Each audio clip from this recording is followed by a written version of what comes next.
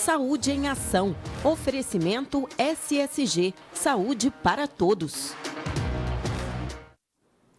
Quando uma celebridade vem a público manifestar algum problema de saúde, a gente sempre fica com as anteninhas ligadas, né?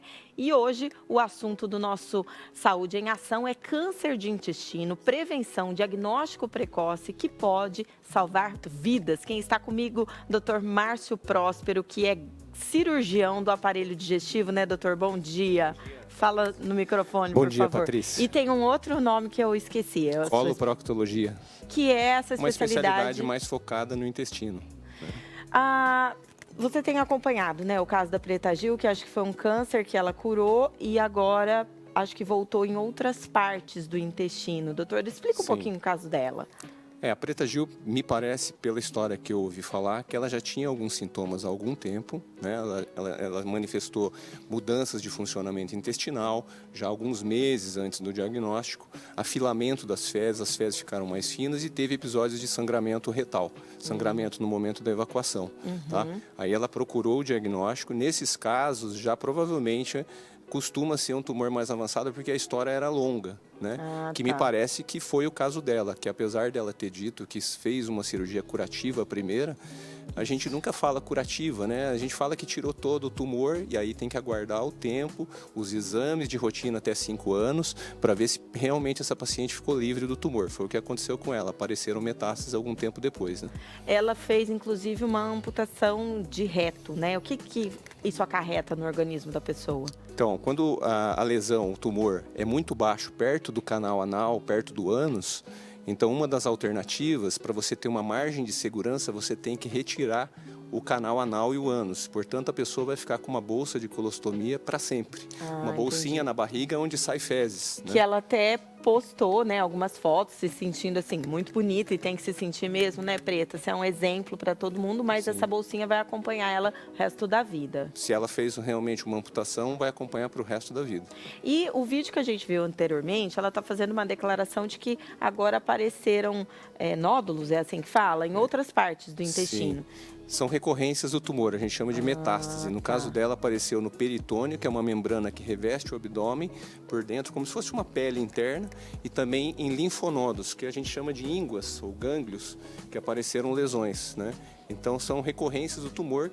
Toda pessoa que opera ou faz uma quimio ou radioterapia, ela vai ter que acompanhar, fazer exame de 6 em 6 meses, durante 5 anos, para verificar se tem algum sinal de recorrência do tumor. Quando que a gente tem que desconfiar que tem algum tipo de problema no intestino? Os sintomas mais frequentes no caso do câncer coloretal são principalmente alterações de funcionamento intestinal. Então a pessoa tinha um intestino normal, ela passa a ter o intestino ser ressecada, né, constipada, ou então diarreia, pode ser também um sinal, diarreia de um longo período de diarreia, sangramento, logicamente, nas fezes, que muita gente confunde com hemorroidas. Tá? É verdade. Certo? Dor abdominal, uma dor abdominal, principalmente embaixo do ventre, na parte baixa do abdômen. Já em casos mais avançados, perda de peso, tá? Pode ser um sinal. Basicamente, esses são os principais. Tenesmo, que é uma vontade de ir no banheiro, chega lá e não faz nada. Pode surgir em alguns casos também. E muco nas fezes. Muco, presença de tipo uma espécie de um catarro nas fezes. A genética influencia? Sem dúvida, tá? A maioria dos pacientes que têm tumor coloretal, existem mutações genéticas nessa pessoa, não necessariamente hereditárias, embora existam casos hereditários, mas mutações genéticas que favorecem a carcinogênese, né? Que é o aparecimento do câncer. Quando a gente não está sentindo nada, quando que é a hora de fazer uma consulta e um exame para poder ver se está tudo bem? A partir de que idade? Tá. Antes de 2018, 2019, era pacientes assintomáticos, que não tem queixa nenhuma, tem que fazer a primeira colonoscopia aos 50 anos. Mas nos últimos anos aumentou muito a incidência de câncer abaixo dos 50 anos. Nossa. E aí a Sociedade Americana de Câncer e a Organização Mundial de Saúde hoje preconizam a primeira colonoscopia em pacientes assintomáticos que não têm antecedentes de câncer familiar, aos 45 anos. Tem que fazer pelo menos uma vez para ver se está tudo bem a partir dos 45 anos. Então. Não pelo menos uma vez. Todo ano. Não todo ano, tá? Se a colonoscopia for normal, tá? Aí varia de país para país, conforme, mas assim, pelo menos uma a cada 5 anos, se for normal, tá. ok? Se aparecerem pólipos, que são os precursores na maioria dos cânceres de intestino, esses pólipos vão ser retirados. E aí, dependendo do tipo de pólipo que apareceu na biópsia, ou quantos pólipos esses pacientes tinham, eles vão ter que fazer a cada 1, 2 anos ou a cada 3 a 5 anos. O pólipo é uma retirada com cirurgia? Não, pela própria colonoscopia. Não precisa fazer nenhuma cirurgia. Ah, entendi. É um procedimento relativamente comum e raramente tem complicações. E, doutor, existem dados, lógico, né? Não sei se o senhor tem de cabeça, sobre incidência de cura mesmo, né? A chance de cura do paciente conforme ele se trata precocemente.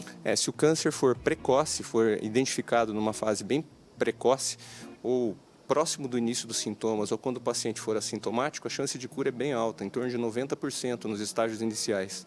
Tá? Mesmo em estágios um pouquinho mais avançados, existe cura em torno de 60%. Tá? Agora, quando tem metástase, tem que analisar o caso, porque mesmo com metástases, dependendo do local, você pode retirar as metástases também.